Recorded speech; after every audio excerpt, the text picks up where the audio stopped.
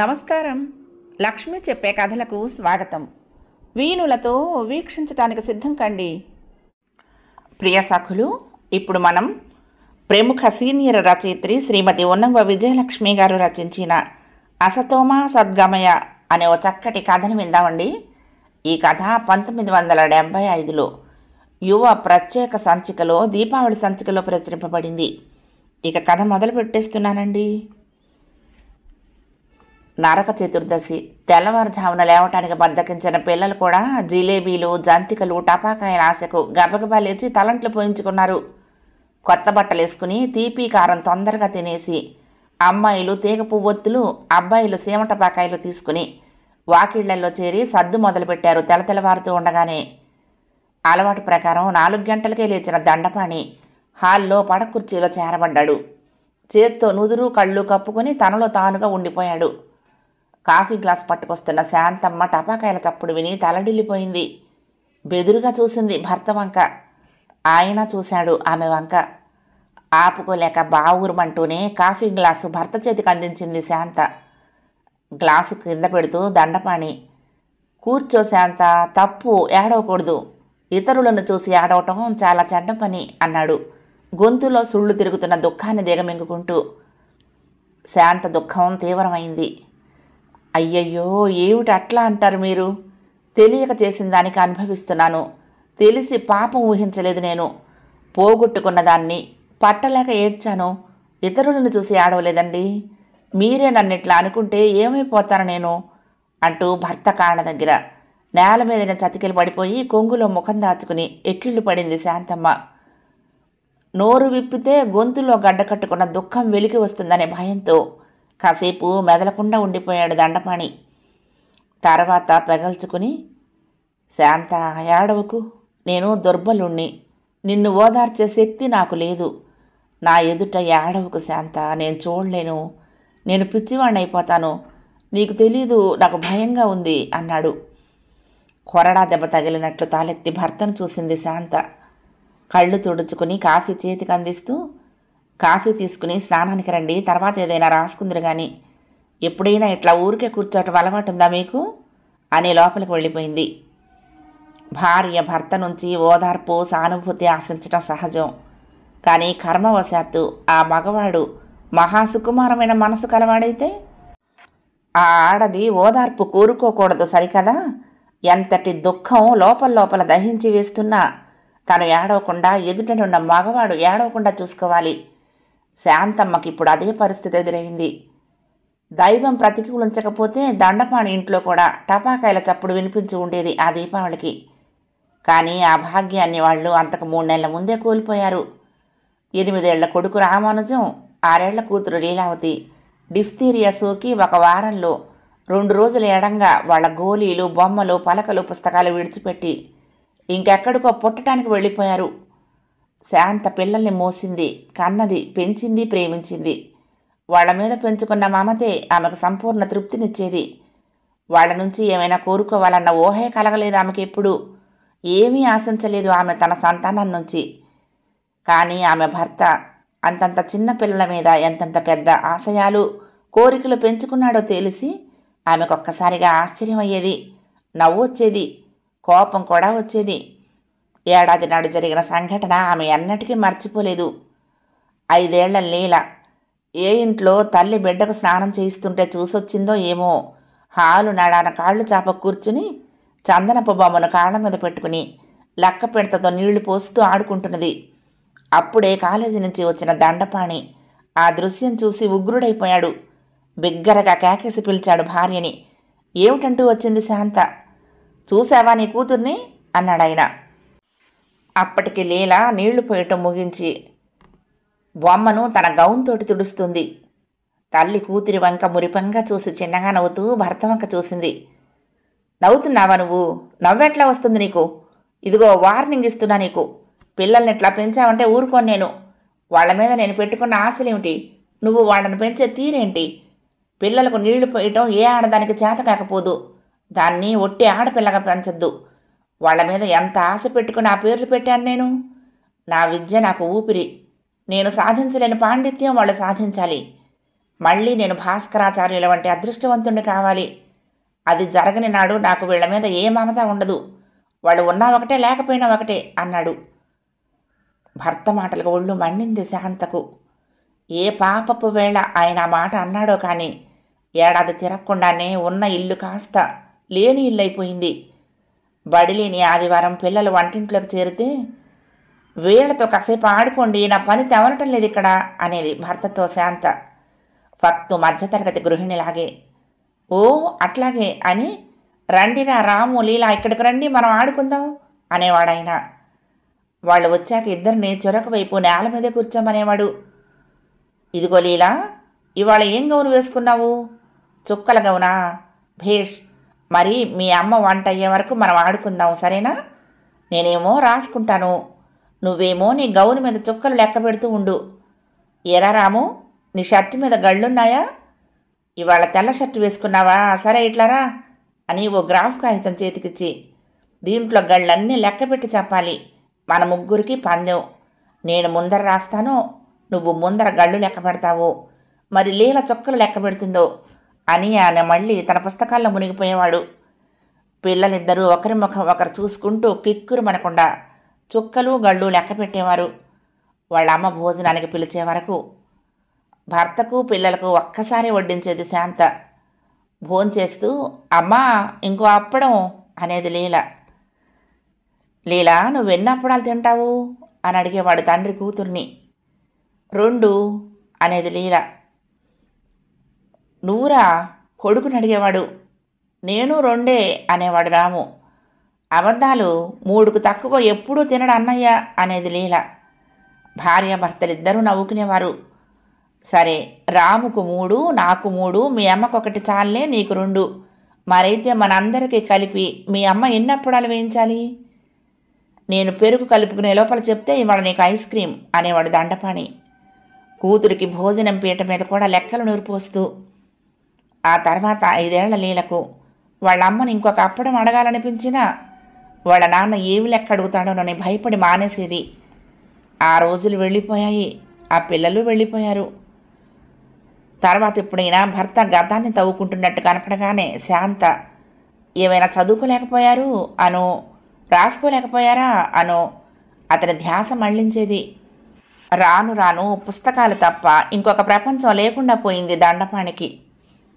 అప్పుడప్పుడు తన పొడారిపోయిన జీవితం తలుచుకుని నిట్టూర్చినా వెంటనే తనకు తానే ఓదార్చుకునేది శాంతమ్మ. ఆ ఏడాది యూనివర్సిటీ ఫిజిక్స్ ప్రొఫెసర్ రిటైర్ కాగా ఆయన స్థానం దండపాణికి వచ్చి డాక్టర్ దండపాణి, ప్రొఫెసర్ దండపాణి అయ్యాడు. గామా కిరణాల్లో పరిశోధన చేస్తూ ఆ ఏడు ఓ కొత్త విషయం కనుక్కున్నాడు దండపాణి. కనుగొన్నది ఒక సిద్ధాంతంగా రూపొందించి దానిని పాణి ఎఫెక్ట్ అంటూ పబ్లిష్ చేశాడు. అది ప్రకటితమయ్యాక అన్ని దేశాల నుంచి విమర్శిస్తూ సమర్థిస్తూ అనేక వ్యాసాలు అనేక పత్రికల్లో వెలువడ్డాయి. కానీ ఏ శాస్త్రజ్ఞుడు పాణి ఎఫెక్ట్ను సహేతుకంగా ఖండించకపోవడంతో దండపాణి పేరు శాస్త్రజ్ఞుల లోకంలో సుప్రతిష్టమైపోయింది. జీవితంలో తను తలుచుకున్నది సాధించాలనే తృప్తి దండపాణిని మళ్ళీ మనుషుల్లో పడేసింది. పురుషులకు వాళ్ళ సమర్థత, తెలివితేటల మీద ఏర్పడే గర్వం, స్త్రీలకు జీవితంలో వాళ్ళకు లభించిన ప్రేమ వల్ల కలిగే గర్వం కన్నా మంచి టానిక్స్ ఏమీ ఉండవు. శాంతకు భర్తను గురించిన బెంగపోయింది. ఓనాటి మధ్యాహ్నం దండపాణి ఏదో చదువుకుంటున్నాడు పడుకుని. ఎవరు అబ్బాయి మిమ్మల్ని చూడాలంటున్నాడు అంది శాంత వచ్చి. ఇక్కడికే రమ్మందు, నేను రాలేను అన్నాడు దండపాణి. శాంతమ్మ దారి చూపెట్టగా ఆగంతకుడు ప్రొఫెసర్ గారి పడగదిలోకి వచ్చాడు. అట్లా కూర్చో అని కుర్చీ చూపించి ఏమిటి పని అన్నట్లు చూశాడు దండపాణి ఆ అబ్బాయి వంక. శాంతమ్మ కుతూహలంగా అక్కడే ఇంకో కుర్చీలో కూర్చుంది. ఆ వచ్చిన అబ్బాయికి తన గురించి ఎట్లా చెప్పుకోవాలో తెలియక తికమక పడ్డాడు. శాంతమ్మ అది గ్రహించి, నీ పేరేమిటయ్యా, ఏం చదువుతున్నావు అని అడిగింది. ఆ అబ్బాయికి కాస్త ఊపిరి సలిపింది. త్వరగా, నా పేరు కృష్ణమూర్తి అండి, హిందూ కాలేజీలో చదువుకుంటున్నాను. పరీక్ష ఫీజు కట్టడానికి వాళ్ళ ఆఖరి రోజు. ఇంటి దగ్గర నుంచి మనీ ఆర్డర్ రాలేదు. 2-3 రోజుల్లో వస్తుందనుకుంటాను. రాగానే ఇస్తాను. ఇవాళ మీరు సర్ది సాయం చేయగలరేమోనని అడగటానికి వచ్చాను అన్నాడు. నా పేరు ఎవరు చెప్పారో నీకు అన్నాడు దండపాణి. స్టూడెంట్స్ చెప్పారండి. తెలివిగల విద్యార్థులు చాలామందికి మీరు సాయం చేసినట్టు విన్నాను. అందుకు సాహసించి వచ్చాను అన్నాడు. దండపాణి నవ్వి, ఓ, అయితే నిన్ను తెలివిగలవాడివిగా నువ్వే లెక్కెట్టేసుకున్నావన్నమాట. చూద్దాం, వాళ్ళు చెప్పింది రైటే. అపాత్రులకి అంటే తెలివి తక్కువ వాళ్ళకి సాయం చేసే అలవాటు లేదు. నువ్వు పరీక్షకు కూర్చొని పాస్ అవుతావని నాకు తోస్తే సాయం చేస్తాను. నాకు స్టూడెంట్స్కు అప్పిచ్చే అలవాటు లేదు. మరి నీకేమి స్కాలర్షిప్ లేదు అని అడిగాడు. ఉండేది. ఈ మధ్య కాలేజీలో సమ్మె జరిగింది. అందులో నేను ఉన్నాననుకుని నా స్కాలర్షిప్ తీసేశారు. సమ్మెకు నా సానుభూతి లేదు. 100 మంది స్టూడెంట్స్ దారికి అడ్డమైతే కాలేజీకి రాలేకపోయాను అని చెప్పాను. అయినా ప్రిన్సిపాల్ క్షమాపణ రాసివ్వమన్నారు. నేను ఇవ్వలేదు. నా స్కాలర్షిప్ పోయింది అన్నాడు. ఆ మధ్య ఎవరో కానీ లెక్చరర్ని తీసేయాలంటూ స్టూడెంట్స్ అల్లరి చేశారు. ఆ స్ట్రైకేనా? పోనీ ఏదో రాసివ్వకపోయావు అంది శాంతమ్మ. ఆ అబ్బాయి మొహమాట పడుతూ, చెయ్యని తప్పును చేసినట్లు ఒప్పుకోలేకపోయానండి అన్నాడు. దండపాణి సంతోషించాడు ఆ అబ్బాయి మనస్శుద్ధికి. సరే, ఈ ప్రాబ్లం చేసి చూపించు అంటూ ఓ కాగితం అందించాడు. ఆ అబ్బాయి 10 నిమిషాల్లో ఆ లెక్క చేసి చూపించాడు. దండపాణి మరొక 2 చేయమన్నాడు. కృష్ణమూర్తి చేసి చూపించాడు. ప్రొఫెసర్ ప్రసన్నుడై, ఇది ఎట్లా చేశావోయ్, ఇది మీ బీఎస్సీ వాళ్ళకు చెప్పరే అన్నాడు. మా అన్నయ్య మ్యాథమెటిక్స్ ఎంఎస్సీ పాస్ అయ్యాడండి. ఒక ఇంగ్లీష్ కంపెనీలో క్లర్కుగా ఉంటున్నాడు. ఆయనకు తనకు వచ్చిందంతా నాకు చెప్పటం హాబీ అండి అన్నాడు. అవునవును, అటువంటి సబ్జెక్టుకు ఇటువంటి కాలం వచ్చింది. రామానుజం కూడా ఆయన సగం జీవితం గుమస్తాగా గడిపాడు. కానీ ఒక షరతు, నీకు బీఎస్సీ అయ్యాక నువ్వెక్కడ గుమస్తాగా చేరకూడదు.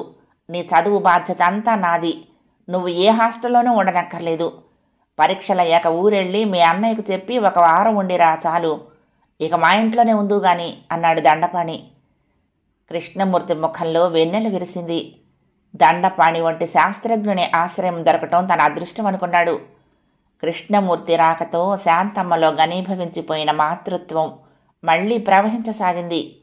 బిడ్డలు లేని కొరతను కోల్పోయిందామె. తల్లిదండ్రులను కోల్పోయిన కృష్ణమూర్తికి ప్రొఫెసర్ దంపతులు యశోదానందులే అయ్యారు. తర్వాత 5 ఏళ్లకు కృష్ణమూర్తి దండపాణి సబ్జెక్టులోనే డాక్టరేట్ తెచ్చుకున్నాడు.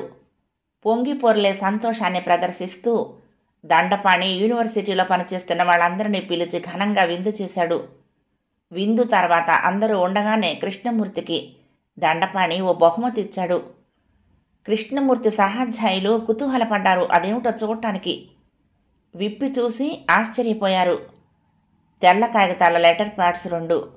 కాగితాలపైన స్వస్తిక్ ఆకారంలో ముద్రించి ఉన్నాయి 2 సూక్తులు. అసతోమ సద్గమయ, తమసోమ జ్యోతిర్గమయ. కృష్ణమూర్తి సాభిప్రాయంగా దండపాణి వంక చూశాడు. దండపాణి మందహాసంతో, అవును కృష్ణ, అదే నా ఆశీర్వాదం నీకు. నిజమైన శాస్త్రజ్ఞుడివిగా బ్రతుకు. ఆ 2 సూక్తులు నీకు ఆదర్శాలుగా ఎప్పుడూ గుర్తుంచుకో. నిర్భయంగా తలెత్తి బతుకు అన్నాడు దండపాణి. ఆ ఏడాది కెమిస్ట్రీ డిపార్ట్మెంట్లో రీడర్గా పూనా నుంచి కర్మార్కర్ వచ్చాడు. ఆయనకు దండపాణికి మంచి స్నేహమైంది. కర్మార్కర్ ఏకైక పుత్రిక లత. తండ్రితో దండపాణి ఇంటికి వస్తూ పోతూ ఉండేది. వచ్చినప్పుడల్లా ఆ పిల్ల కళ్ళు కృష్ణమూర్తి కోసం వెతికేవి. కూతురి మనసు గ్రహించిన కర్మార్కర్ ఓ మంచి రోజు చూసుకుని దండపాణి దగ్గర సంగతి కదిలించాడు. దండపాణి మొదట తెల్లబోయినా తర్వాత సంతోషించాడు. భోంచేస్తూ కృష్ణమూర్తితో చెప్పాడు. కబురు విని కదిలిపోలేదు కృష్ణమూర్తి. తల్లి లేని అమ్మాయి, తండ్రి గారాబంతో ఒంటరిగా పెరిగిన అమ్మాయి.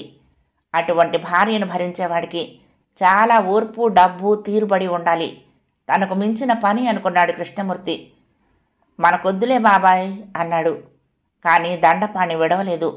ఓహో, అలా అనకు, ఆలోచించు.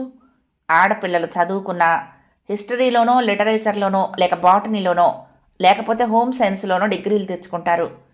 కానీ ఫిజిక్స్ చదివే అమ్మాయిలు తక్కువ మంది ఉంటారు. లత ఎంఎస్సీ పాస్ అయింది. వచ్చిన అవకాశాన్ని వదులుకున్నావంటే ఆ తర్వాత మీ పిన్ని వదిన కలిసి ఏ మెట్రిక్ తప్పిన అమ్మాయినో కుదురుస్తారు నీకు అన్నాడు దండపాణి.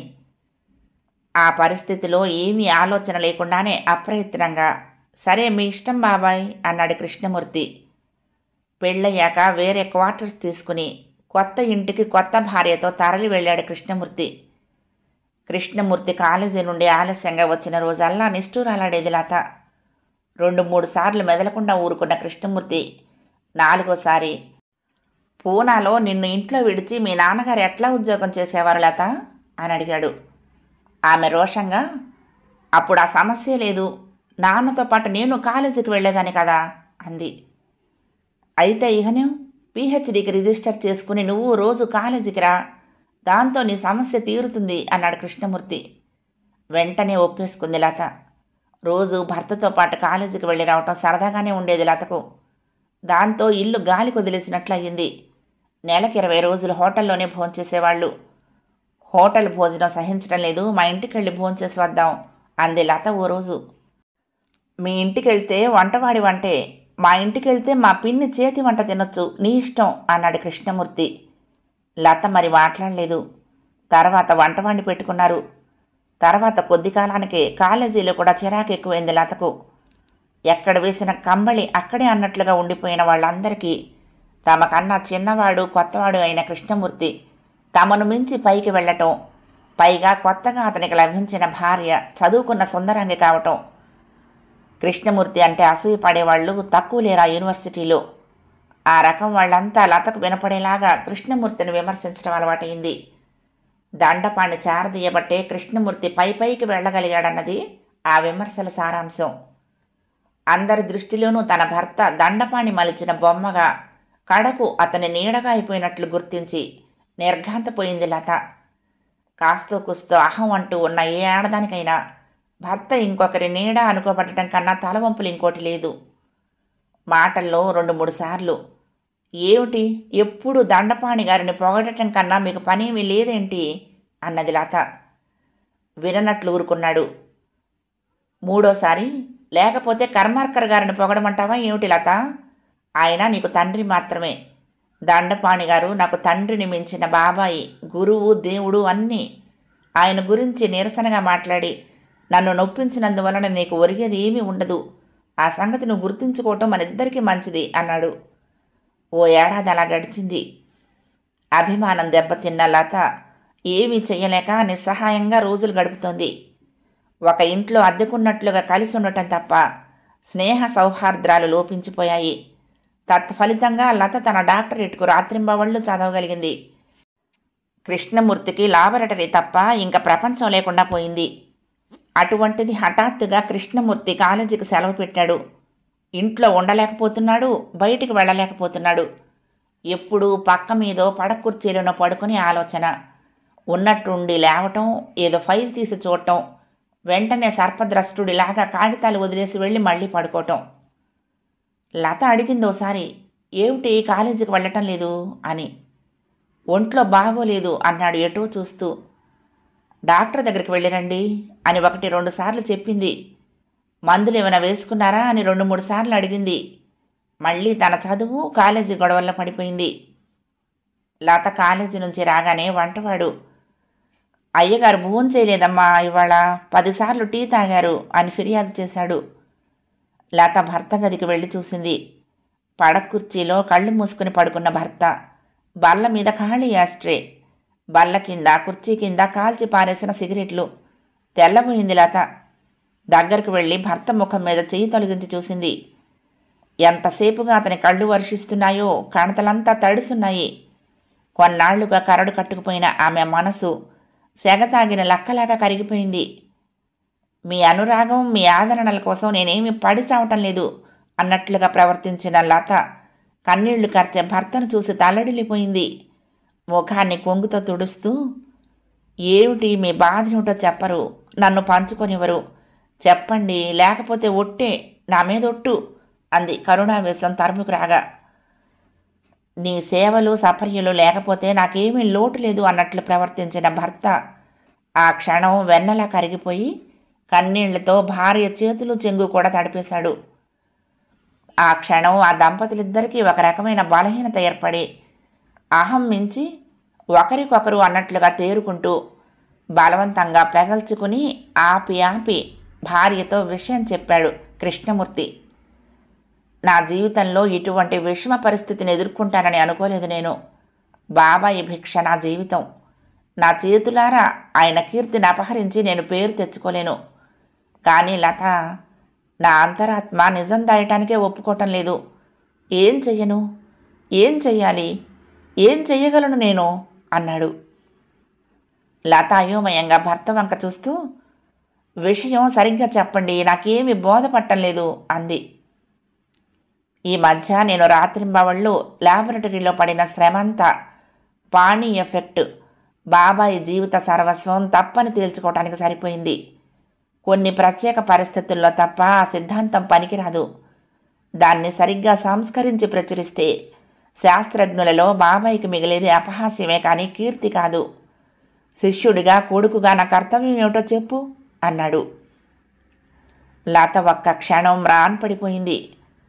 ఆ విపరీత పరిస్థితిలో హఠాత్తుగా ఆమెలో ఉన్న స్వార్థ చింత ప్రాణవాయువు పీల్చుకుంది. బల్ల మీద కాగితాలు రెపరెపలాడాయి. తలెత్తి చూసింది లత. ఆమె కళ్ళు మెరిశాయి.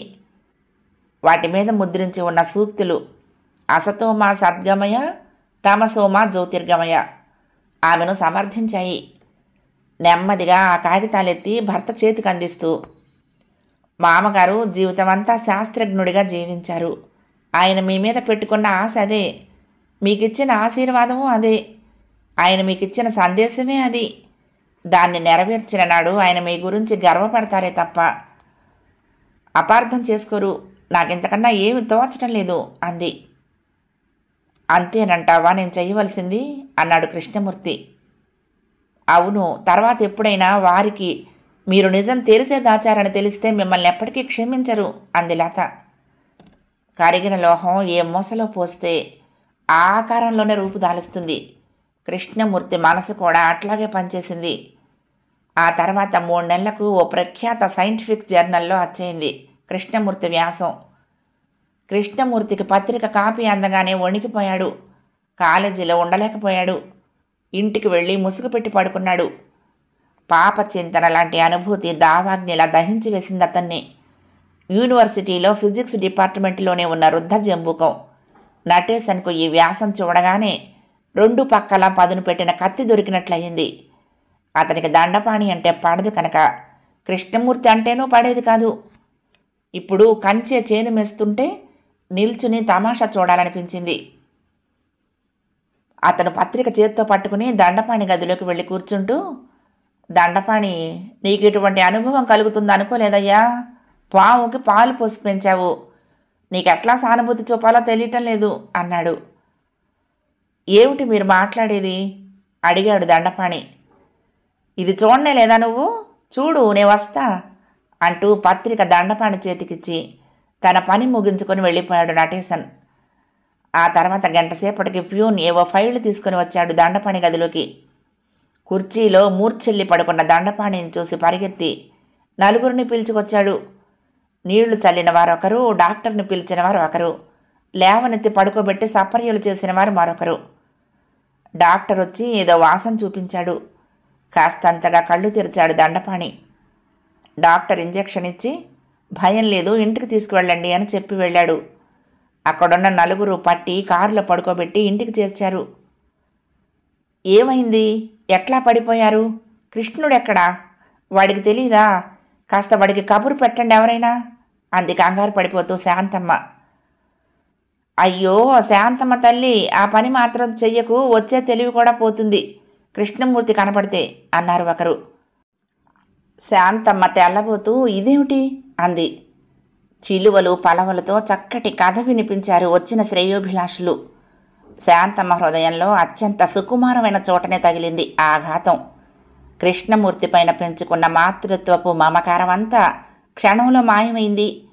మాట పలుకు లేకుండా మంచం మీద పడి ఉన్న భర్త పక్కనే కూలబడి నిశ్శబ్దంగా రోధించసాగింది శాంత. దండపాణి మధ్య మధ్య కళ్ళు విప్పి చూడటమే కానీ ఎంత పలకరించినా బదులు మాత్రం లేదు.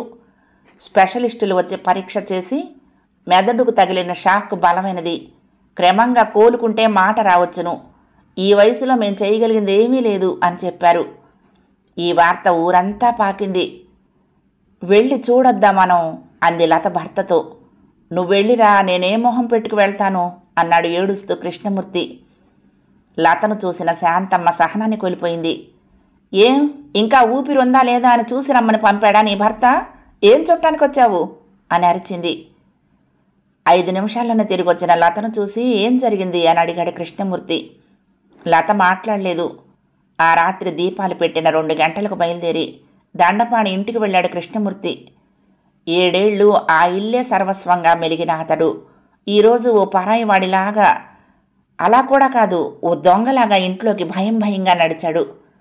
దండపాణి గదిలోకి వెళ్ళాడు. ఆ సమయానికి శాంతమ్మ లేదక్కడ. పిల్లిలాగా అడుగులు వేసుకుంటూ వెళ్ళాడు. దండపాణి కళ్ళు మూసుకుని పడుకున్నాడు. కృష్ణమూర్తి గొంతు పెగల్చుకుని బాబాయ్ అన్నాడు. పిలుపు వినపడిందో లేదో దండపాణి కళ్ళు తెరిచి కృష్ణమూర్తిని చూశాడు. ఆయన కళ్ళు నీళ్లతో నిండిపోయాయి. చప్పున మొహం అటు తిప్పుకుని తిరిగి కళ్ళు మూశాడు. బాబాయ్ బాబాయ్ అన్నాడు కృష్ణమూర్తి. దండపాణి మళ్ళీ కళ్ళు తెరవలేదు. ఛీ ద్రోహి, నీ ముఖం చూపకు అని ఆయన అన్నట్లు తోచింది కృష్ణమూర్తికి. చిన్నవాళ్ల ముందర జీవితంలో సాధించాలనుకున్నది, గర్వించదగినది కోల్పోయిన సిగ్గు భరించలేక కళ్ళు మూసుకున్నాడు దండపాణి. అంతలో అక్కడికొచ్చిన శాంత కృష్ణమూర్తిని చూసి కాళికైపోయింది. ఎవరది? నువ్వా? ఎందుకొచ్చావు? తల్లిలాగా ప్రేమించినందుకు నా సౌభాగ్యానికే మచ్చ తెస్తావా? వెళ్ళిక్కడి నుంచి, నా ముందు నిలవకు, నన్ను రెచ్చగొట్టకు అని అరిచింది. కృష్ణమూర్తి శాంతమ్మగానే ఎరుగును. ఆమె ఉగ్రస్వరూపాన్ని మొదటిసారి ఆనాడే చూశాడు. తల ఉంచుకొని బయటికి వెళ్ళాడు. ఇంటికి వెళ్ళాక లత ఏమండి ఏమిటి అని పలకరించింది. వినిపించుకోలేదు కృష్ణమూర్తి. గదిలోకి వెళ్ళి గడి వేసుకున్నాడు. భర్తను భోజనానికి పిలవటానికి కూడా భయపడింది లత. మెదలకుండా వెళ్ళి పడుకుంది. నిద్ర పట్టేసింది. తెల్లవారి లేచి భర్త గదిలోకి వెళ్ళింది. కృష్ణమూర్తి లేడు మంచం మీద. దిండుకు గుచ్చిన ఉత్తరం వెక్కిరిస్తూ కనపడింది. గుండె దడదడలాడుతూ ఉండగా తీసి చదువుకుంది. లత, నా కోసం బెంగపడకు. నా ఆధారం లేకపోయినా నువ్వు బ్రతకగలవని తెలుసు నాకు. నా కోసం వెతికించకు. మరి నీకు కనపడిని దూరానికి పోతున్నాను. నీకు చెప్పిపోగల సంగతులు కానీ, అప్పగించిపోగల ఆస్తులు కానీ నా వద్ద లేవు. నా లెటర్ ప్యాడ్లో మిగిలిన కాగితాలు మాత్రం నీకు ఇచ్చిపోతున్నా, దాచుకో. మర్చిపో నన్ను, కృష్ణ. ఉత్తరానికి జత చేసి పెట్టిన తెల్ల కాగితాలను చూసింది లత. వణికిపోయింది వాటిని చూసి. కాగితాలు చేత పట్టుకుని అసతోమా అంటూ అస్పష్టంగా గొణుక్కుంటూ ఉండిపోయింది. ఎవరేమి అడిగినా ఇంకేమీ బదులు చెప్పలేదామె. కథ సమాప్తం. ప్రియ సఖులు, ఈ కథ మీకు నచ్చితే తప్పకుండా లైక్ చేయండి, షేర్ చేయండి, కామెంట్ చేయండి, సబ్స్క్రైబ్ చేసుకుని నన్ను ఎంకరేజ్ చేయండి. ఉంటానండి. ప్రేమతో లక్ష్మి, కృష్ణాతీరం, దుర్గమ్మ సన్నిధానం. నమస్తే.